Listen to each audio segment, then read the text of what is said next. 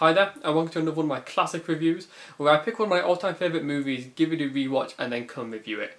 And in this video I'm talking about a very recently released film that I think is destined to be seen as this decade's masterpiece. I think Moonlight is a perfect film, and it only came out in 2016. It obviously infamously won the Academy Award for Best Picture, which I actually think has tarnished the film because I think people now associate it with that kind of movie, and I think Moonlight is the exact opposite. It is not a movie which in any way is an Oscar film. It is a film which is totally indebted to foreign cinema, to international cinema. It's indebted to cultures and people that Oscar movies don't tend to touch upon, and it is very much telling the story that I just don't think the Oscars care about. And yet it won somehow spectacularly, and that has only damaged its reputation because it's now associated with the mediocrity that tends to actually win that award. So Moonlight is an absolute gem. It's a masterpiece. In fact, in my video on the best of 2017, I declared it my favourite film of 2017. Bear in mind it was released in the UK in 2017, and it was quite a bit ahead of my second place. It was so easily my favourite film of that year, and today it is still my favourite film of the 2010s. I think Moonlight is fantastic and perfect, and I've loved it every single time I've watched it. It's the only film that I've seen in the cinema and then gone back to the cinema at the very next possible screening to watch it again. I just adore Moonlight. So let's begin just first of all listing off the technique in Moonlight, because the technique is so brilliant here. The camera work is so alive and energetic. The shots here where the camera seems to be almost floating on a breeze down the street. The camera in the first act is hidden away, it's submerged, it's underwater, looking through gaps. It's not present, it's looking at a reflection, it's not where it needs to be. It kind of hides it, and it's a film which is very much hidden. It's a film which hides so much of the plot happens off screen. So much of the story doesn't happen in view of the camera. Moonlight is a film which hides a lot, just like the lead character hides his identity. Moonlight slowly and meticulously explores its world. It also has this wonderful colour palette of blues and blacks, and it really is wonderful in how it looks and how it feels. The soundscape is quiet, but occasionally inflected with pop music and other music and really melancholic, bittersweet melodies. It's a film which just really is excellently made and crafted to perfection. Director Barry Jenkins does a wonderful job with Moonlight, and his inspirations are pretty clear on Moonlight. It's obviously got some inspirations from hood movies and African American cinema, but that is really pretty superficial. Moonlight really goes a lot deeper than that in terms of paying homage to cinema. It also goes beyond cinema. It pays homage to an artist like Kendrick Lamar. The opening moments of Moonlight feature the same song sample that Kendrick Lamar features on To Pimp a Butterfly. Moonlight also struggles with that same sort of theme as some of Kendrick's albums, touching upon the whole idea of growing up and learning to become who you are and trying to provide an identity to black youth. That is something that Moonlight also touches on. But beyond that, Moonlight's inspirations go massively international. There's an obvious influence here of social realism from Europe, and you get this specifically through the use of actors who are performing in their own sort of areas. You get the way that the film is stylised in a way something similar to Lynn Ramsey's Ratcatcher. There's also a massive influence here from Hong Kong and Taiwanese cinema from the 1990s. The biggest influence I feel is Kar-wai, who is obviously best known for fantastic movies like In the Mood for Love and Chungking Express. Through the visuals here we get the use of bright lights and vibrancy, we get the use of pop music, we have the shallow focus that Kar-wai uses a lot, especially in his film Fallen Angels. There's also a shot where the lead character stood at the front of a train, which feels like a reference to Kar-wai's Happy Together, which is another film about gay characters. There's also other filmic references here. It feels like it's a film that's indebted to the work of a filmmaker like Hsiao-hsien. In fact, Hsiao-hsien's 3 times literally provides the structure of Moonlight. We also have long and sweeping shots that glide around, which is something that Hsiao-hsien is also known for. It also feels like something that a film like Edward Yang would have made. Edward Yang made the film E, which is about multiple generations. Edward Yang also made A Brighter Summer Day, about a quiet child who slowly has to find his identity in a world of gang violence and other violence, and who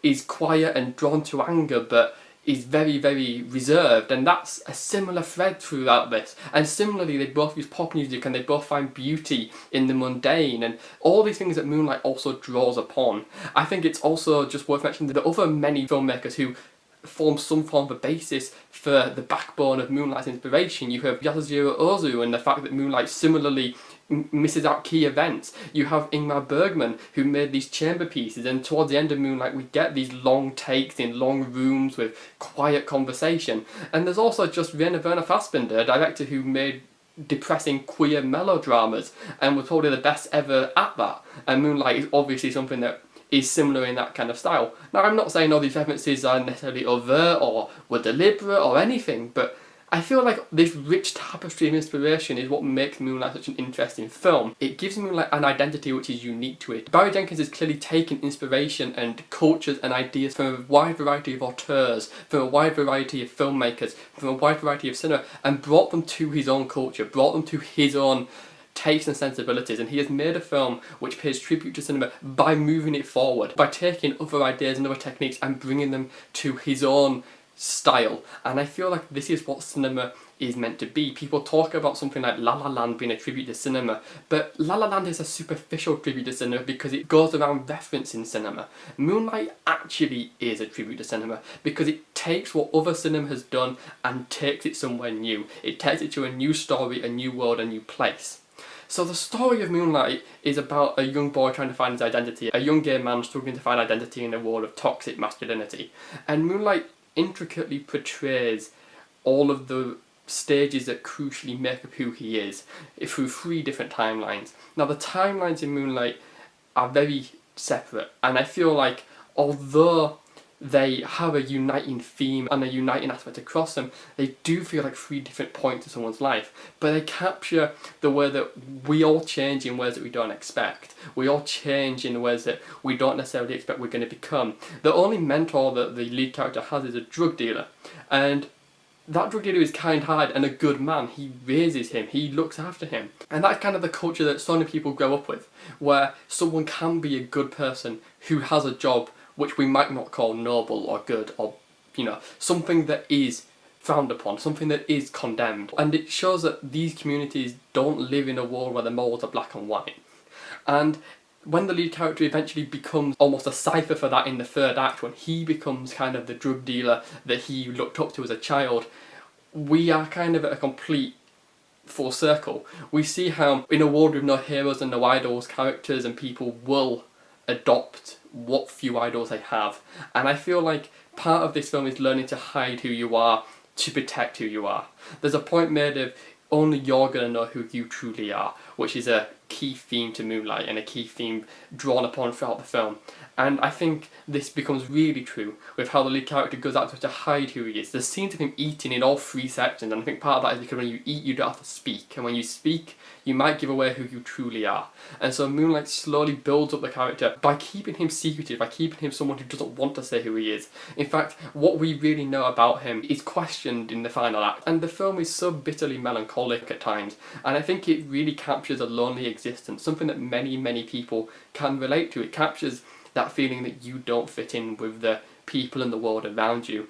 Moonlight is so delicate and so small scale that it often seems to miss out the larger events in life. But I think it captures the key events that define at least the moments that will make up a life. It captures the moments that define who you are, even if the major events play nothing. A major event in your life doesn't necessarily do anything to you. It can just pass you by.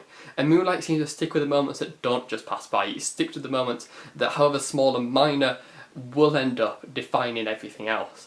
The filmmaking is really lean. Every single scene in Moonlight feels like it needs to be there. There's nothing that feels superfluous, nothing feels like it needs to be cut out. It feels like it's all perfectly designed. And it's a very well constructed movie. It's structured so tightly and so compactly, and yet it draws on a lot of ideas. It isn't a film which is incredibly metaphorical or incredibly allegorical, but instead it's just a really simple story that's rooted in a lot of reality. It's a film which is rooted in real life, but manages to find the beauty within that. It manages to capture a culture and a community that cinema rarely captures. It manages to touch on ideas and techniques that Hollywood actively avoids. It manages to play the system by taking its own story and then throwing it in there with a style that we rarely see. It plays with a lot of ideas and it does it so perfectly. Every single time I watch Moonlight I fall in love with it. It's a genuine masterpiece, and I think it's easily the best film of the past few years. In my mind, Moonlight is just a classic, and I have loved it ever since I first saw it, and I still find myself loving it even now. So I don't know when I'm going to get tired of Moonlight, or if I ever will. I think it is a genuine masterpiece that I thoroughly recommend to absolutely anybody. So that's what I think of Moonlight. I'd love to hear your thoughts on it if you've seen it, so please leave me a comment. If you like this review, please give it a like. If you want to hear more of my reviews, you can subscribe. If you want to read more of my reviews, you can follow me on Letterboxd or Twitter, links in the description. And thank you for watching.